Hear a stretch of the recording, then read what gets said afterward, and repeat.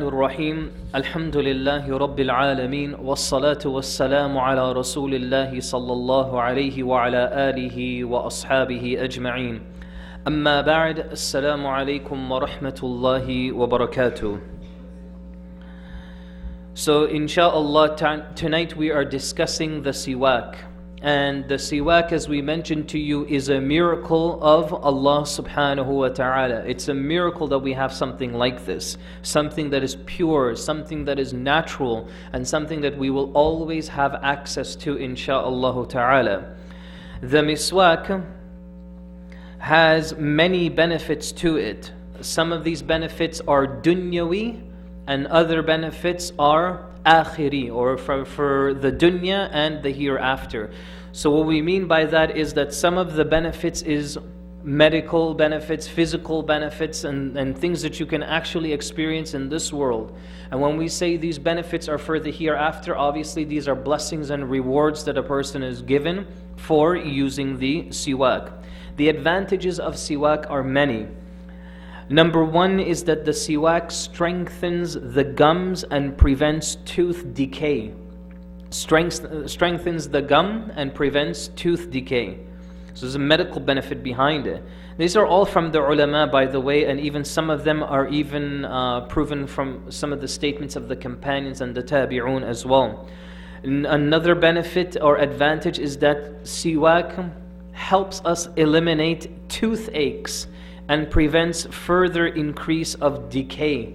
So it also prevents toothaches as well. It creates a nice pleasant fragrance in the mouth, which we're going to be talking about the wisdom behind all of this as well. So it gives you a pleasant fragrance in the mouth.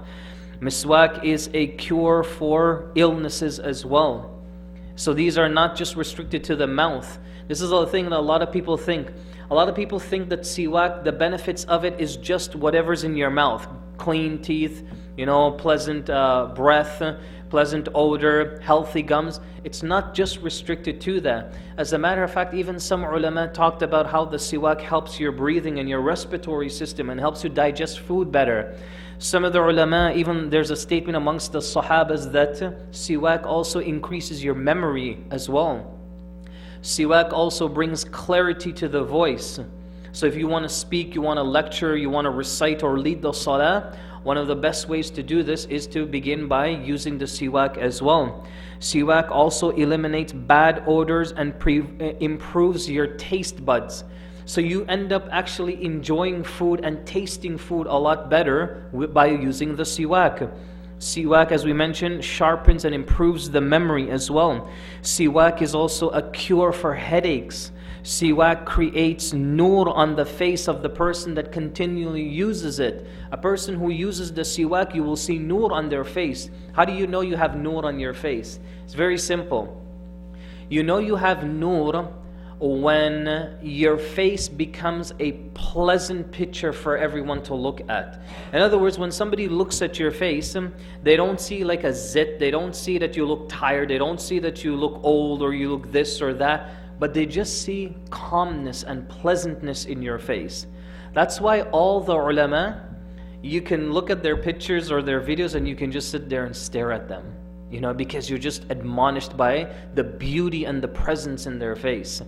Sheikh Mukhtar al-Shanqiti hafidhahullah is really one of those individuals. Sometimes, you're just looking at how the nur of Allah Azza wa Jal and the acts of worship that you do, how the effects it has on a person. You ever meet somebody where the first meeting that you have with them, somehow things just get connected and you just like them? And you look forward to seeing them again. It's the first time that you've ever met them.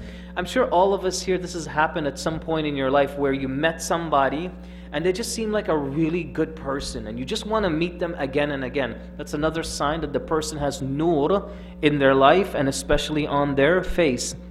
The siwak helps us with that. The siwak also causes the teeth to glow. In other words, it gives us a sense of shiningness to the teeth as well. The siwak also assists us in our digestion and how we consume and digest our foods. And we mentioned that the siwak also brings clarity to our voice. The greatest benefit of using the siwak, however, is that you gain the pleasure of Allah subhanahu wa ta'ala. The reward of salah is multiplied as well. It's increased in reward. According to a statement of Ali radiallahu anhu, the siwak, when you use it, it increases the reward of salah 70 times more. 70 times more blessings of just using the siwak in and of itself or before the salah. When are the timings that are recommended for you to use the siwak? What are the timings that are recommended? Number one is the recitation of the Quran. So before reciting the Quran, it is recommended to use the siwak. Number two is for seeking knowledge and ilm, even if it's just, reading a hadith or reading an article, but just basically being in that state of seeking knowledge, it's also good to use the siwak as well. The third time that it's recommended is when the mouth has an odor to it. So if you ate a particular food or something and you want to remove the odor of that food, obviously the siwak is there for you to use.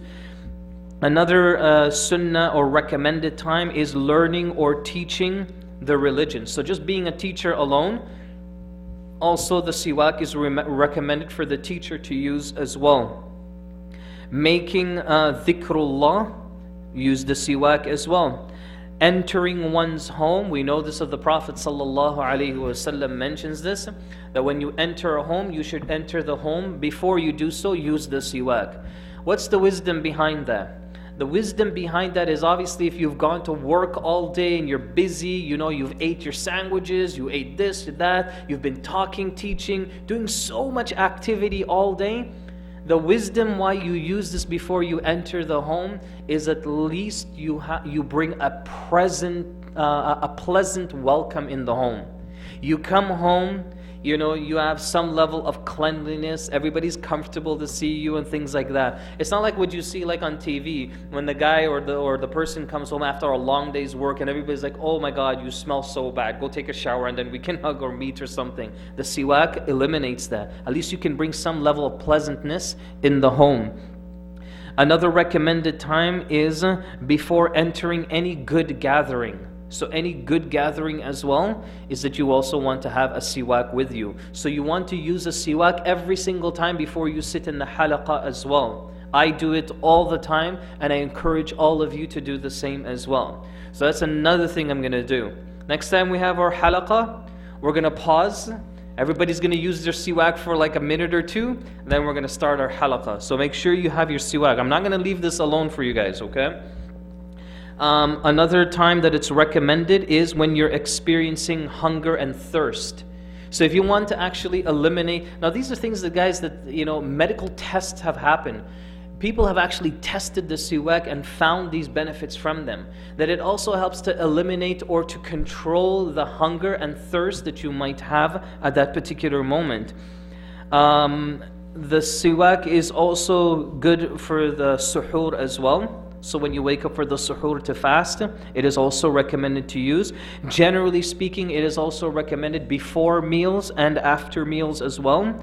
It is also recommended before taking a long journey that you should use the siwak, on returning home from that journey, before going to sleep, and upon awakening. Whenever you wake up, so whether it's during the night, whether you wake up the following day, doesn't matter. It's also good to use the siwak. We're going to talk about the toothbrush and the toothpaste and where it lies and all of this inshallah later. How long should a miswak be? So how long, what's the length of the siwak and how long should it be? The sunnah is to not have a siwak longer than the handspan itself. So you want to make sure that it's at least within the wrist area, up to the middle finger, or any one of the fingers, it's fine. But the point is that you can take the siwak and you can keep it within your handspan. If you can do that, then this is a good length for the siwak. Like I mentioned, we live in a time right now where you'll see a lot of strange things. I mean, in Saudi, the way they sell the siwak, they sell it in like its original form when it's cut off from the tree. So you have like these long siwaks that are pretty much this long. and the guy will just, you'll tell him you want like a riyal worth or 2 riyals of siwak, so he'll chop it into pieces and give it to you. But some people, they don't do that. They're like, give me the whole thing. Clip off the end, and you see the longest siwak in the world, and he's using it whilst he's going. Because he suddenly feels elevated, or he's more into the sunnah than anyone else, right? So you don't want to do that. That's actually against the sunnah to do that. The same idea of the thickness of the siwak. The thickness of the siwak should be the tip of the pinky finger itself. If you want it to be the tip of any of the other fingers, generally that's okay. But anything beyond that is against the sunnah of the Rasul sallallahu alaihi wasallam.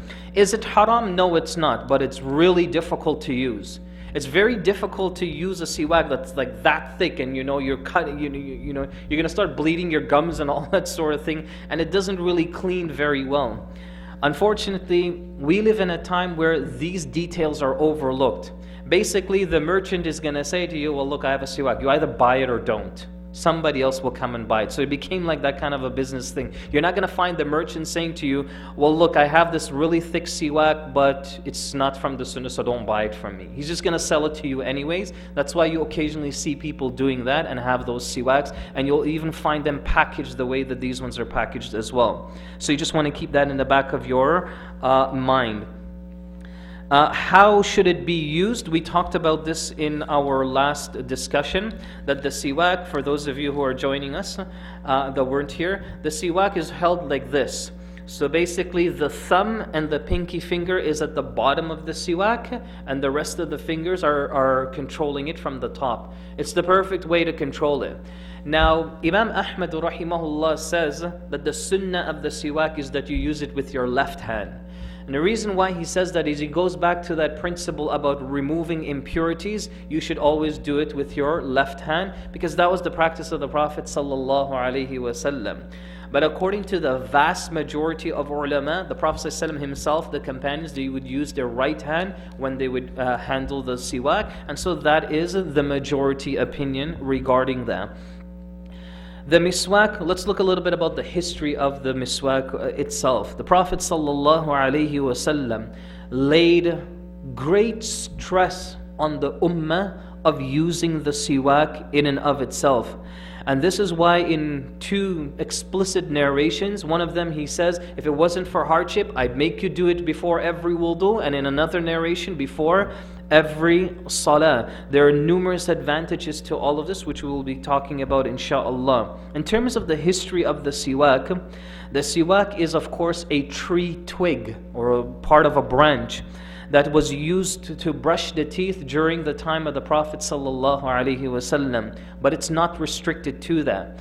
As a matter of fact, the Prophet ﷺ there was a particular narration that was associated to him that he says that the miswak was the sunnah and the practice of all the prophets and messengers. So what that tells you is that it's possible that the siwak was used by Adam alayhi salam, and it was used by all of the prophets and the messengers that came after him as well. But it became a recommended act during the time of the Prophet ﷺ. But this was something that was always used, was the siwak in and of itself.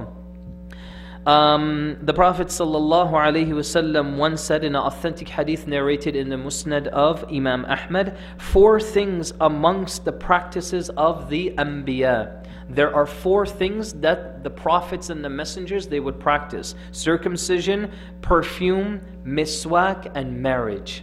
These are the 4 things that they used to practice. So from this hadith here, it clearly shows that this could have been something that they used to do as well. There are several other ahadith also relating to this as well. The importance of the siwak in Islam. As we mentioned here, they fall under one of 2 categories. There's either a materialistic benefit, which we've gone through many of them, and then there is also a spiritual benefit or a benefit of the akhirah when it comes to the siwak. The Prophet ﷺ once mentioned in a hadith in the Sunan of Ibn Majah, use the siwak, verily it purifies the mouth and it is a pleasure of Allah Azza wa Jal. Jibreel alayhi salam encouraged me to use the siwak so much that I feared it would be obligatory upon the ummah. If I did not fear imposing hardship upon my ummah, I would have made it obligatory upon every single person. Verily, I used the siwak so much that I fear. Listen to the words of the Prophet ﷺ here now. He says, I used the siwak so much that I am afraid the front part of my mouth will start to peel. So what's happening here is if you use the siwak like this, and it's always rubbing against your lip. So what the Prophet ﷺ is talking about is that the siwak will eventually cause his lip to peel. Like that's how often he would use the siwak. It really gives you an appreciation of how clean the Prophet ﷺ was. How clean he was even with his mouth and his attire as well. There are many ahadith. Another narration narrated by Aisha radiallahu anha. She mentions the Prophet ﷺ used to practice using the siwak, used to practice using it before the witr salah, before the tahajjud prayers, and he also used it and he made it fard upon me for all the remaining prayers. So this is his wife speaking. She says that he used to use it for the witr prayer, then he would use it again for tahajjud, and then he would tell his wife to use it so much to practice as though it was compulsory upon you to use it. And even the Prophet ﷺ himself used the siwak so much that people would think that it was actually wajib to use that siwak. Imam Ghazali rahimahullah in his book Ihya Ulum al-Din, he mentions that there are various adab and etiquettes of the siwak with respect to sleeping. And he mentions that the siwak also helps us fall asleep in a more comfortable manner. It encourages a person to sleep more relaxed and get a better night's rest. And even there is a statement amongst the ulama, whenever you sleep, use the siwak anyways. Now, the siwak upon entering the home, we discussed this, and this is based on a statement of the Prophet sallallahu alaihi wasallam and also Aisha radiallahu anha. And she says that the first thing that he would do whenever he entered the home is that he would use the siwak. So basically, guys, you need to have one of these everywhere you go. Like even in your car, even in your pocket, wherever you are, the siwak is something that you should always have with you. As a matter of fact, some of the companions in their battles, Battle of Uhud and all the other different battles, they used to keep the siwak inside the handles of their swords. So even during the battle itself, they used to use the siwak as well. Another narration mentions that some of the companions used to take the siwak and they used to stuff it inside their turban. So when it came time for the wudu, it would be easily accessible for them and they would use it all the time. So it was something that was a part of their lifestyle. They wouldn't just have it for, let's go to the masjid or let's go read Quran. It was always with them. So you want to have a couple of these. You want to have one at your home, your car, and when you're going in and out of places, you always want to keep one with you as well. The miswak of leaving the home, we mentioned, this is also the sunnah of the Prophet sallallahu alaihi wasallam. We mentioned also before and after the meals. The Prophet Abu Hurairah radiallahu anhu, he mentions, I have used the miswak before sleeping, after rising, meaning waking up, before eating and after eating, and since ever I heard the Prophet sallallahu alaihi wasallam advising me to do so. So it was a constant habit, but then eventually when he heard the Prophet ﷺ encourage him to do so, he never left it alone. We talked about the miswak should be used when reciting Quran. Now, some ulama, they mentioned that when you recite Quran and you start off with the siwak, it'll actually give you more stamina to continue reciting longer. You know how a lot of people, when they recite Quran, they're always, they want to read, but their mind is lazy or their mind is tired. One of the ways to eliminate that is to use the siwak. And inshallah, it'll encourage you to continue to recite. Why? Because the fluency in the Arabic language will come easier to the tongue when the siwak is used. Second benefit when it comes to reciting the Quran is the clarity in the Arabic language. So the ulama, they said that you know you're a good reciter when you can recite like the Arabs. Because obviously the Quran is in their language and they would know how to pronounce the words, and the eloquency in the language is perfected by them. That's why the top top reciters in the world are all Arabs. Most of them, and they all come from Egypt or other parts of the world, they're Arabs. And the reason for this here is, of course, not just because this is their language, but part of it is the siwak in and of itself. If you want to build that fluency in the recitation of the Quran, the siwak assists you in doing that. That's why a lot of people don't understand why I call this a miracle of Allah. This is why I call this a miracle, because of all of these different narrations that we have of when to use the siwak. A miswak should also be used on Fridays as well. The Prophet ﷺ once said, "O Muslims," and he said this on Friday, on Jum'ah day as well. And he says, "O Muslims, Allah has made this day, Friday, a day of Eid for the Muslims. Therefore take a shower, use perfume, and use the siwak on this day as an obligation to you." So make it fard upon yourself that you will use the siwak on the Friday as well. The miswak during the fasting, the Prophet ﷺ himself used to do this whilst he was fasting. Now, when it comes to toothbrush, toothpaste, and these other things that we use in our times now, this here actually has in a lot of ways acted as a substitute for us when it comes to cleaning our teeth. It's acted as a substitute where most people don't use the siwak in the morning anymore. I mean, like, it's something kind of like absurd. You wouldn't use it. You need to have your, Colgate and toothpaste and, your toothbrush. You need to have that. And the reason why is because we want that refreshing feeling when we brush our teeth.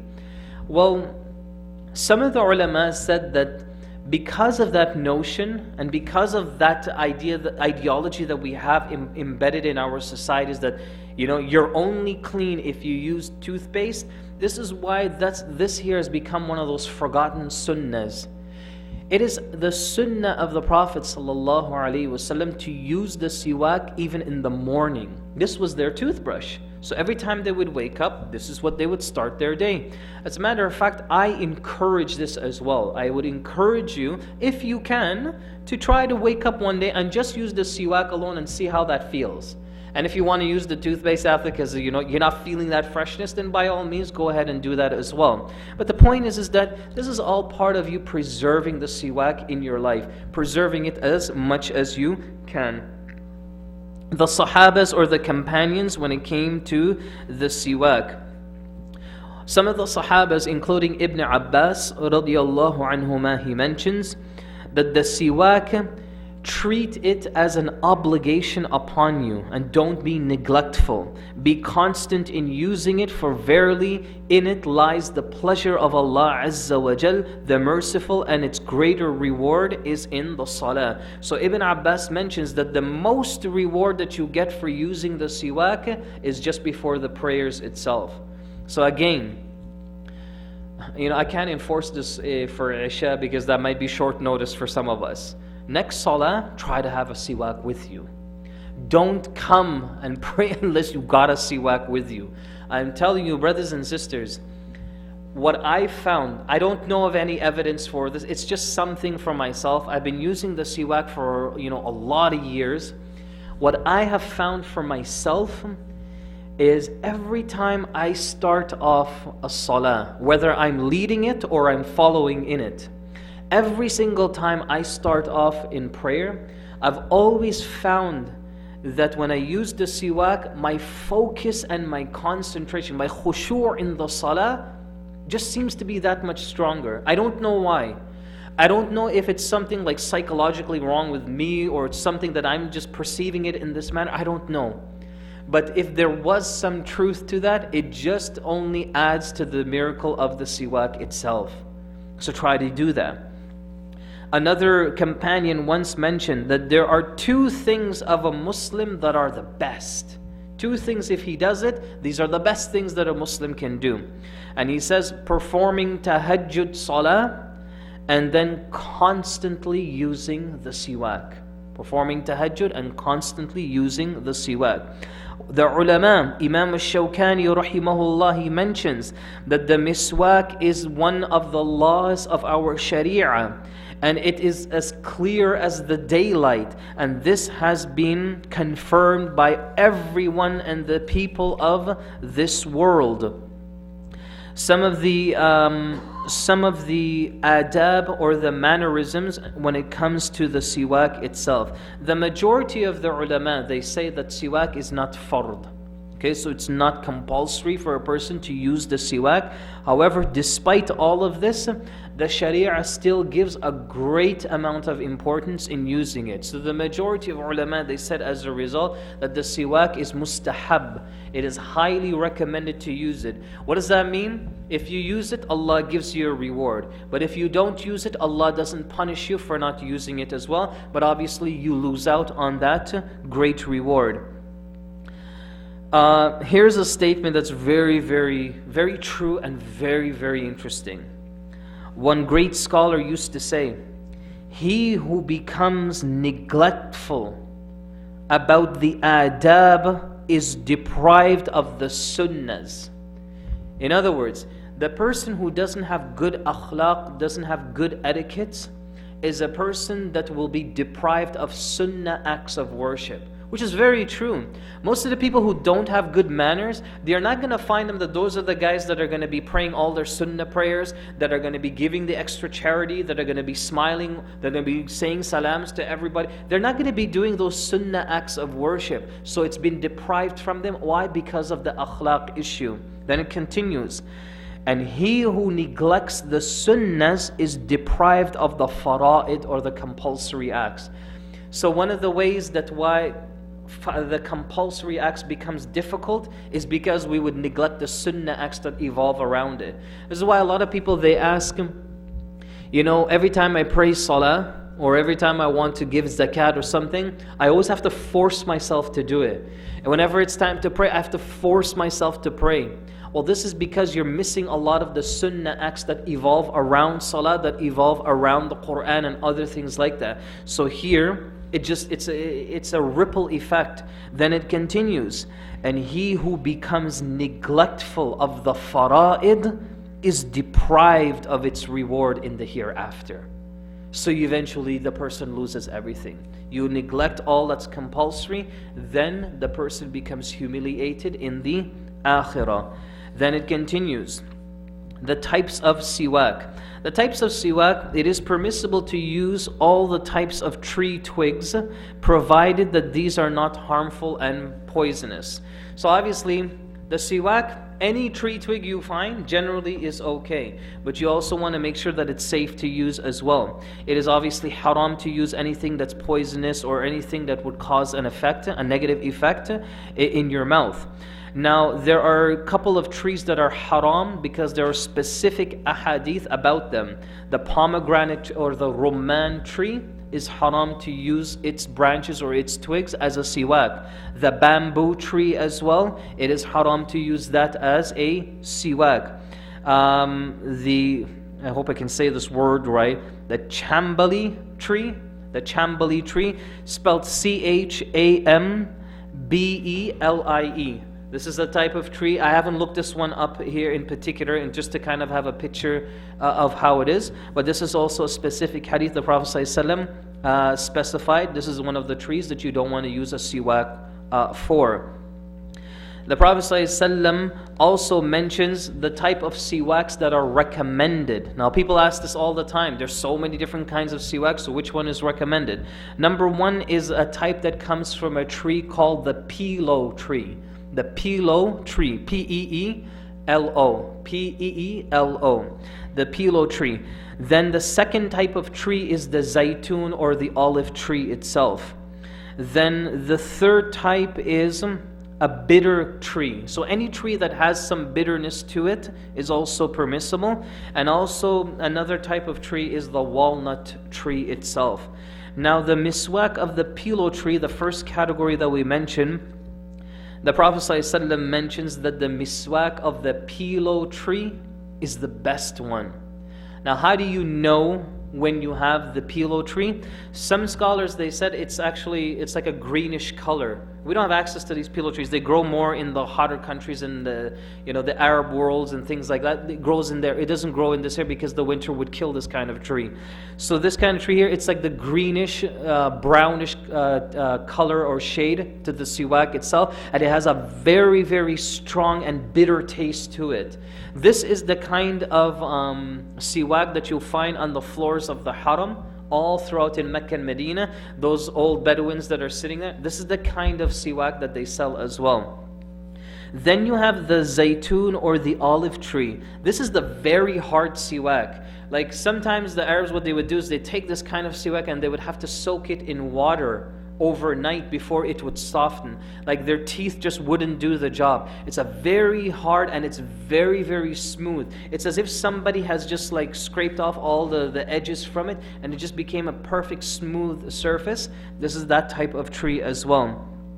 The pillow tree, the Prophet ﷺ, as a matter of fact, even some of the ulama, they mentioned this as well, that the pillow tree is very good for getting the glowness or the cleanliness, the glitter of your teeth. So when you smile, then you see that shiningness like that star that comes out of your teeth. Well, the way to get that is, of course, from this type of siwak, the one that has the strong bitter taste to it. The Prophet ﷺ also recommended this type of siwak to use because this was the siwak that was mostly available to them. He recommended all the companions to use this as well. And he also used to give this type of siwak as gifts to other people as well. He would give them as gifts to other people. And he would tell them, use the siwak of the pillow tree. Ibn Mas'ud radiallahu anhu, he mentions, I always used to keep a whole stock or a bunch of these pillow siwaks for the Prophet ﷺ. As you all know, Ibn Mas'ud, he used to live with the Prophet ﷺ for some time. And it was described that no Sahaba resembled the Prophet ﷺ in how he walked more than Ibn Mas'ud. Nobody could walk like the Prophet ﷺ. So from the back you would just think it was really him. But obviously height-wise and so on, it was different because Ibn Mas'ud, he was a midget, so he was a very short individual. The miswak of the olive tree, this here was also one of the sunnah siwaks. The Prophet ﷺ, he spoke highly of this type of tree as well. And he mentions, use the miswak of the olive tree, because it is a miswak that has barakah in it. So it's has some virtuousness in it. It purifies and makes the mouth wholesome, clean, and pleasant. So what is the significance of the olive tree siwak? This is where you can eliminate the odor of the mouth. So it's especially used for that. It also mentions that it removes the yellowness of the teeth as well. This happens a lot where over time and over age, or depending on what we eat or so on, we find a little bit of that yellow discolor on the siwak itself. So one of the ways to eliminate that is with this type of siwak. The bitter tree, if none of these are available, then the third category is, of course, the bitter tree itself. Any bitter tree can be used, and that's fine. And the walnut tree, of course, is the last option. One of the sunnah acts of using the siwak is that you also want to have an intention as well, because the niyyah of using the siwak should be made in order to affirm and to confirm the reward of using that siwak, or else it'll just be a regular practice. So you want to have in your heart a niyyah, that an intention that you're using the siwak for whatever purpose, but more so to please Allah and follow the sunnah of the Prophet sallallahu alaihi wasallam. Let's look at some of the etiquettes really quickly. The siwak should be a straight twig. So you should try to avoid siwaks that have a real roughness to it. So you always want to know, when you pick up a siwak, it has at least a nice smooth surface over it, at least the best that you can find. The siwak should also be clean. So if you see markings, if you see some decay in the branch itself, you don't want to use that kind of siwak. The siwak should also be soft and not too hard. The best way to get a siwak, take the siwak and bend it. And if you can bend it almost where my thumb is, so this tip here can almost reach my thumb, that's when you know you have a very good and very fresh siwak. So you want to bend it and see that. You know, a lot of the ones that are in the packages are excellent for this as well. By the way, I only learned that from one Bedouin. There was a Bedouin that was sitting on the floor in Medina, and I asked him the question. I was like, I mean, how do I know what's a fresh siwak? And wallahi, he gave me the fiqh behind this. He's like, and he's like, sit down, sit down, sit down. So I sat down on the floor there, and I'm in front of him, right? I took a picture of him even because of this, and he's like, this is how you know the siwak. And he's like, kida, bend it. He said, no. He said, don't bend it too much. It's got to be the right degree, right? So it was like a whole science for him, and he was really proud of it. But alhamdulillah, it taught me, you know, from that point forward, how to choose a good, fresh siwak. Then also, one of the etiquettes is that the siwak should not be used while lying down. It should not be used while lying down. This is for one obvious reason, and that is, the siwak is a cleansing tool. So whatever you're cleaning, what's going to happen? You're going to end up consuming it. So you don't want to do that. You want to be able to dispose, or you want to be able to spit out whatever impurities are there. A siwak, as we mentioned, should be the length of a handspan at least. The siwak should be no thicker than at least the tip of the fingers. Before using the siwak, you should wash it. I mean, because it's been exposed to the outdoors, so you want to do that as well. The ones here that we have in the package may not require that, so that's okay. After using it as well, you also want to wash off the tip. A lot of people ask though, when do you remove this tip? This tip here, you can remove it at your own discretion. You decide when you want to do this. For a lot of the Arabs, what they would say is that the tip, you don't have to physically remove it. It falls off after some time, during like wear and tear. It eventually falls off on its own, and then you can scrape off or shave off a new piece. Personally, for me, that takes a long time. So I kind of prefer that I use a scissors and I cut off this piece after like a day or two, and then I shave myself a brand new piece there, and then I continue to use it. That's just my preference and how I like to use it as well. It should also be placed it should also be placed in a respectful area. It shouldn't be just thrown on the ground anywhere. You should keep it in a safe place. This is also part of the etiquettes of preserving it. You should also not try to suck the siwak itself and try to, when you're done, a lot of people do this. They'll use the siwak and they'll like, I don't know why they would do that. It sounds kind of nasty. Well, it is, because basically all the bacteria there, you're just consuming it. So this is actually against the sunnah. The Prophet ﷺ used to spit. And Aisha and other companions used to narrate this, that we used to see him whenever he used it, he would spit in a corner after. So you want to remove those. That's the whole purpose of the siwak anyways. You also want to make sure that if the miswak is dry, it should be moistened in water. So this happens a lot in our times, especially in the winter and summer and things like that. So you can just put it in the water. This is actually mustahab. It is actually recommended that if your siwak does dry up, the Prophet ﷺ used to actually dip it in some water and leave it there for some time, just to kind of moisten it as well and to keep some of that freshness. Today, you may not have to do that. One of the best ways to preserve your siwak and keep it fresh is take a paper, like a paper bag. So you don't want just a regular piece of paper. You want the paper bag that if you go to like a restaurant, that kind of material. And then you wrap up the siwak and put it in the fridge and keep it there. Wallahi, I tell you, I've been doing it for a long time. Sometimes you can keep that siwak for 2 or 3 months and it's as fresh as the day you bought it. And it's one of the best ways to preserve it. So you can do that as well. It works great. The siwak should not be used in the washrooms. Obviously for us here, there's a different issue with that, because you're in front of the sink and you want to use the siwak. This sunnah act, what it's referring to is during the time of the Prophet ﷺ, the toilet was one area and bathing was something else, was in a different area. That's why toilet in Arabic is called mirhad, and the shower area is called hammam. But in our times, we use hammam for both. But linguistically, that's incorrect.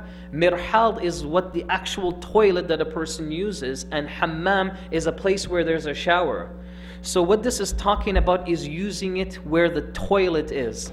The problem for us is our washrooms, the way they're designed, is Allahul Musta'an, you have both of them in one room. So that sunnah is gone, and it's very difficult to do that.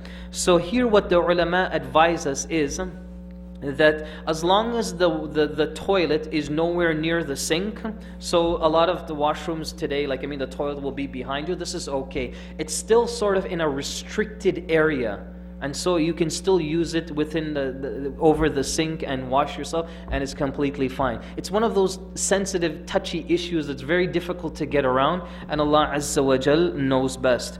The siwak should be used at least 3 times a day, and it should start off by the upper teeth. So start off by using the upper teeth and then work your way down to the lower teeth, and you want to do this at least 3 times. So especially when it's time for the salah, some people will be like, oh my god, let me just brush my whole mouth really quickly, really fast until the imam says Allahu Akbar. No, what is sufficient of the sunnah is 3 times. So 3 times the entire mouth. So you start off once, top, bottom, then 2, then 3, and that's sufficient enough. Also, part of the etiquettes of the siwak is that you should not cut both ends. So don't shave off this end and don't shave off this end as well. Choose one end and stick with that. Again, this is the practice of the Prophet ﷺ. Another etiquette when it comes to the siwak is the siwak should be used in a very gentle manner. Like I said, a lot of people when they use the siwak, they really get in there and they're like, oh my god, and they're like, oh, okay, they start turning it and twisting it. You don't want to do that. The siwak is it's a very subtle thing to use where it should lightly tap your teeth, and this is sufficient enough. Like I said, this is part of the miracle of the siwak. So you lightly want to tap the teeth and use the siwak. This is sufficient enough. So you don't want to get all crazy and get all extreme with the siwak itself and get carried away with it. As we mentioned to you, one of the other benefits as well of the siwak is a cure for illnesses. It also eliminates slime. You ever find, some of us may have this problem where, when you're talking and you do this, and so the Prophet ﷺ said that when لا يؤمن أحدكم and you're always swallowing, well, this here, the siwak eliminates that. At least you can have some fluency and some consistency in your voice as well. It's an excellent detail when it comes to the siwak. Finally, brothers and sisters, inshallah, we want to conclude, if you don't have a siwak, what is the sunnah practice? Number 1, use the fingers. The Prophet ﷺ, some of the companions didn't have access to siwak, so it was permissible for them to use the fingers as well. And of course the index finger, and also the forefinger, and even the thumb as well, all of these are from the sunnah. So at least these 3 fingers are all from the sunnah that a person can use to cleanse their mouth as best as they can. And of course, if you don't want to use the finger, and you don't have access to a siwak, then of course the regular toothbrush that we have today is sufficient enough. I hope that insha'Allah ta'ala that kind of gives you a brief insight of how beautiful this simple siwak that we have and how much it means to us. This is part of our identity. Your children, parents, if they don't know about the siwak, go ahead and get them one and try to train them and teach them to start using the siwak. And children, continue to do this. Make the siwak a part of your life for the rest of your life, insha'Allah ta'ala. Live on this earth with the siwak beside you and leave this earth with the siwak beside you as well. This is a true miracle of Allah Azza wa Jal, and we ask Allah subhanahu wa ta'ala to help us to preserve this great sunnah of our Messenger sallallahu alayhi wasallam. So this is where we will pause, insha'Allah ta'ala. Of course, as you all know, we do not have a halaqah this Friday or the Sunday because of the lecture series. So again, I want to encourage all of you to come inshallah, and join us for these lecture series. They will start on Friday after Asr. So after Asr, one of the shuyukh, them, they will be here, and it will start inshallah, and that will continue until Isha, as well as all day Saturday and all day Sunday. The list of all the shuyukh, you will see that when on the poster when you leave the masjid, it's outside here. The sisters, you also have that on your section as well. So we encourage you all to join us insha'Allah ta'ala. May Allah subhanahu wa ta'ala continue to perfect our salawat. May Allah subhanahu wa ta'ala continue to perfect our wudu. And most of all, may Allah subhanahu wa ta'ala accept our efforts in this world and reward us in the hereafter. So these are the words that we conclude with. وَآخِرُ دَعْوَانَا أَنِ الْحَمْدُ لِلَّهِ رَبِّ الْعَالَمِينَ وَالسَّلَامُ عَلَيْكُمْ وَرَحْمَةُ اللَّهِ وَبَرَكَاتُهُ.